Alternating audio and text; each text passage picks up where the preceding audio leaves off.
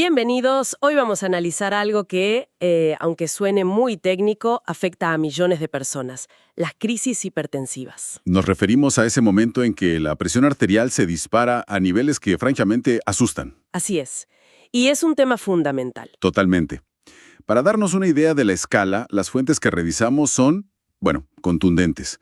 La Organización Mundial de la Salud dice que 1 de cada 3 adultos en el mundo es hipertenso. 1 de cada 3 es una barbaridad. Y en Perú, por ejemplo, es 1 de cada 4. Y esta condición es, a nivel global, la principal causa de mortalidad.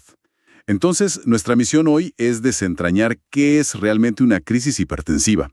Nos vamos a basar en una revisión muy buena de la revista de la Sociedad Peruana de Medicina Interna y también en un documento del Consejo Europeo de Hipertensión. 2 fuentes muy sólidas. Sí. Y la gran pregunta es, ¿se trata solo de un número alarmante en un monitor? ¿O hay algo mucho más complejo que necesitamos entender? Justo. Y la clave es que, aunque la hipertensión es increíblemente común, el manejo de estos picos agudos es a menudo confuso. Incluso diría contraintuitivo. Contraintuitivo, sí, porque vamos a ver que lo más obvio, que sería bajar la presión a toda costa, no solo no es lo correcto, sino que puede ser peligroso. El objetivo es aclarar toda esa confusión. Perfecto, entonces empecemos por ahí. ¿Qué es exactamente una crisis hipertensiva? ¿Hay un número mágico o un umbral que si lo cruzas se encienden todas las alarmas? Porque siempre se oyen cifras, 180 o 210 de sistólica, 120 de diastólica. ¿Son esos los números?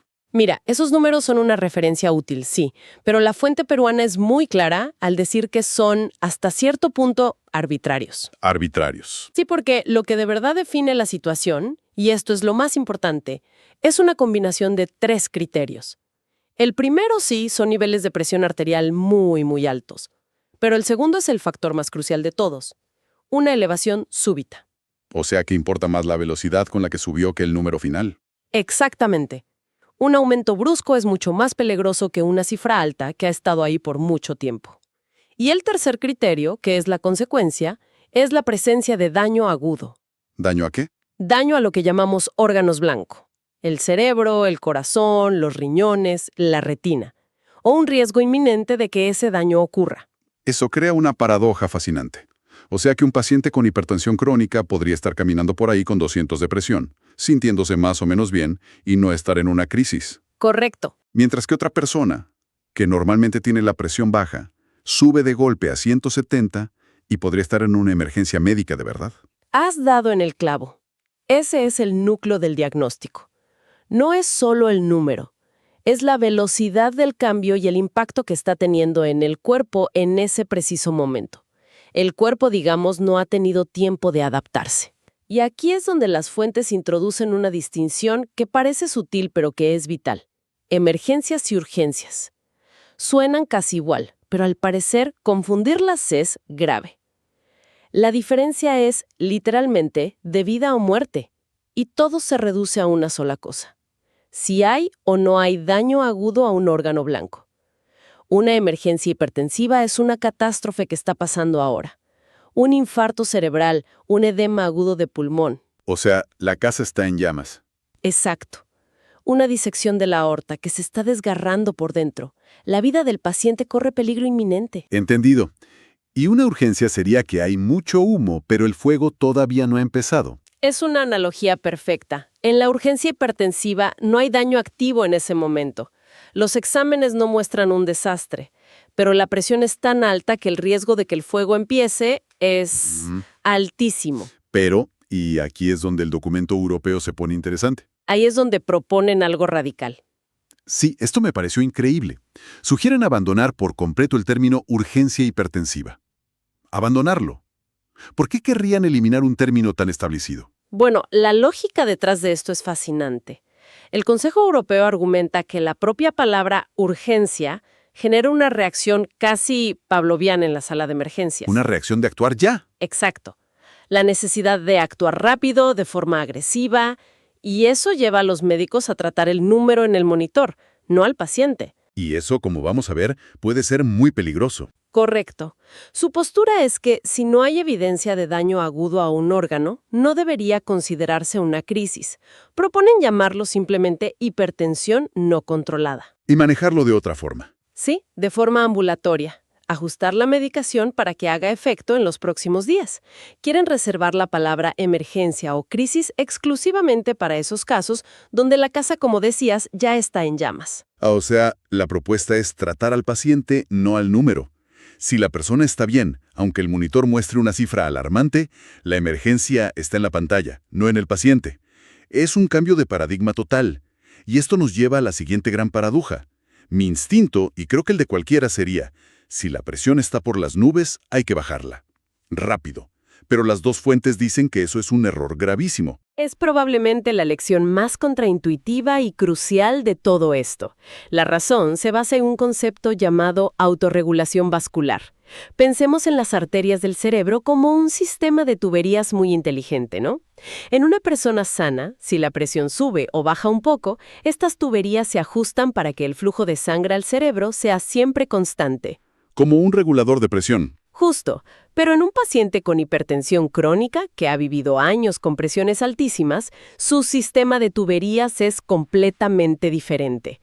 Está calibrado para funcionar con una presión mucho mayor. Claro, si de repente le bajas la presión a un simple chorrito, el agua no va a llegar al final del sistema. Precisamente, eso es lo que pasa en el cerebro o los riñones de un hipertenso crónico.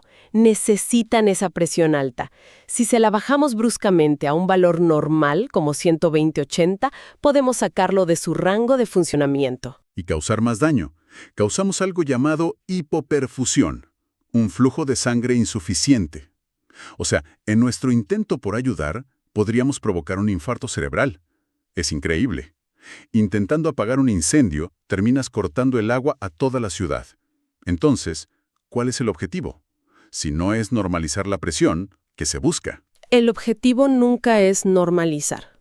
Es llevar la presión a un nivel seguro, que sigue siendo un nivel alto para una persona sana, pero es seguro para ese paciente. Y hay un número para eso. Sí, el consenso es buscar un descenso controlado de no más del 20 al 25% de la presión arterial media. Y el cómo y el cuándo de ese descenso es donde la diferencia entre emergencia y urgencia se vuelve crítica. A ver, ¿cómo cambian los tiempos? En una emergencia, con daño agudo, la situación es crítica. Se busca ese descenso del 20-25% en la primera hora. Rápido pero controlado. ¿Y en una urgencia? En una urgencia, donde no hay daño activo, la prisa es nuestra enemiga. Se busca ese mismo descenso, pero de forma mucho más paulatina, a lo largo de 24 a 48 horas. La velocidad lo es todo. Entendido. Entonces, el objetivo no es normalizar, sino reducir un 20-25%. Suena muy preciso en teoría, pero me imagino una sala de urgencias con un paciente ansioso y un monitor pitando con 200-120. Sí, la cosa se complica. ¿Cómo se ve esto en la práctica? La fuente peruana menciona que menos del 10% de estos pacientes tienen una verdadera emergencia. Correcto. La gran mayoría no.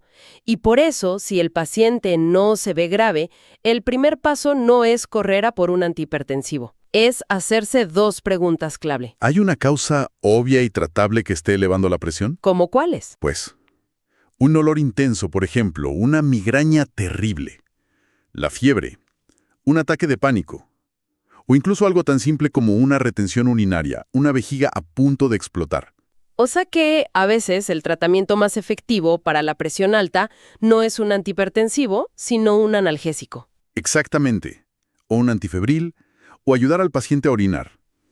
Tratas la causa y la presión baja sola, y evitas un montón de intervenciones innecesarias. Y la segunda pregunta. Si no hay una causa obvia, ¿hay evidencia de daño a un órgano blanco?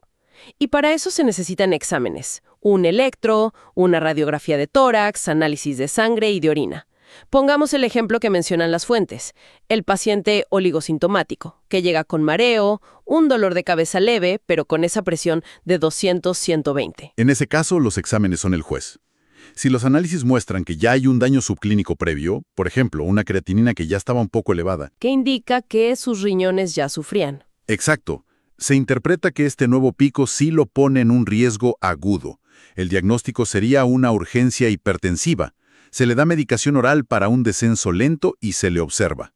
¿Y si los exámenes salen todos normales?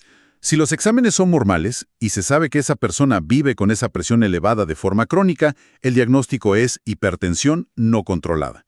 No requiere tratamiento agresivo. Solo un ajuste en su medicación habitual. Sí, y una cita con su médico de cabecera. Enviarlo a casa con 140/90 en 2 horas sería cometer el error de la hipoperfusión. Esto es fundamental. La clave es diagnosticar bien para tratar adecuadamente. Hablemos de las herramientas. ¿Qué medicamentos se usan? ¿Y qué hay de cierto en eso de poner una pastilla debajo de la lengua? Esa imagen, que es de un fármaco llamado nifedipina sublingual, es un mito que las guías actuales desaconsejan enérgicamente. Ya no se recomienda. ¿Por qué? Porque puede causar precisamente lo que queremos evitar, caídas de presión muy bruscas, incontrolables. Peligrosas. El arsenal de hoy es mucho más sofisticado. ¿Y cómo se elige? Depende de la crisis. Las emergencias se manejan en cuidados intensivos con fármacos intravenosos. Esto permite un control minuto a minuto. El documento europeo menciona labetalol, nicardipino. Fármacos de acción muy precisa. Sí, muy potentes y cortos.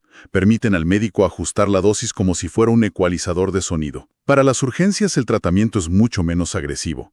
Medicación oral, captopril o labetalol oral, por ejemplo. La fuente peruana da un consejo muy práctico sobre el captopril que me pareció muy útil. Sí, es un detalle clínico importante. El captopril empieza a actuar en 15 o 30 minutos, pero su efecto máximo no se alcanza hasta los 90 minutos. ¿Y el error es? El error clásico es dar una dosis, medir a la media hora, ver que no bajó mucho y dar otra dosis. Esto puede hacer que la presión se desplome 2 horas después. Lo prudente es esperar al menos 90 minutos para reevaluar. Y hay otro medicamento que las fuentes señalan como un error frecuente. La furosemida, un diurético. ¿Por qué no es una buena idea usarlo? Este es otro punto contraintuitivo. La lógica simple diría, hay mucha presión, saquemos líquido. Pero es más complejo. Por un fenómeno llamado natriuresis por presión, muchos de estos pacientes, aunque parezca mentira, están sutilmente deshidratados. ¿Cómo es posible? ¿La presión alta los deshidrata? En cierto modo, sí. La presión tan alta fuerza a los riñones a eliminar sal y agua. Si en ese estado le administramos un diurético potente, podemos empeorar esa deshidratación y dañar aún más los riñones. O sea que su uso es muy limitado. Se reserva para situaciones muy específicas, como en un edema agudo de pulmón, donde sí hay una sobrecarga de volumen evidente. Bien, creo que es un buen momento para recapitular. Si tuviéramos que destilar los mensajes clave. El primero, para mí, es que una crisis hipertensiva no se define por un número, sino por la rapidez de la subida y el daño a órganos. Totalmente. El segundo, la diferencia entre emergencia y urgencia es la línea que separa la vida y la muerte en el tratamiento. Emergencia es daño agudo, requiere tratamiento intravenoso ya, y urgencia es riesgo, y se maneja con calma con medicación oral. O quizás, como dicen los europeos, ni siquiera deberíamos llamarla urgencia. Exacto. Tercero, y esta es la gran paradoja, bajar la presión demasiado rápido es peligroso. El objetivo es un descenso controlado del 20-25%, no la normalización. Y como punto final, antes de dar cualquier antihipertensivo, siempre buscar y tratar causas simples. El dolor, la fiebre, la ansiedad, pueden ser los verdaderos culpables. Perfecto. Para terminar, me gustaría que nos dejaras con una reflexión final. Algo que conecte todo esto con una perspectiva más amplia. Con gusto. Ambas fuentes señalan casi de pasada que 2 de las causas más frecuentes de estas crisis son la falta de acceso a la salud y, sobre todo, la no adherencia a la medicación. Los pacientes que no toman sus pastillas. Justo. Y esto nos saca de la sala de emergencias y nos obliga a hacernos una pregunta más profunda, ¿no? Si el verdadero origen de muchas de estas catástrofes no es un evento súbito, sino el capítulo final de un manejo crónico deficiente, ¿dónde debería estar el foco principal de nuestros sistemas de salud? ¿En seguir perfeccionando la respuesta en cuidados intensivos? ¿O en rediseñar la atención primaria para educar, acompañar y asegurar que los pacientes nunca lleguen a ese punto crítico?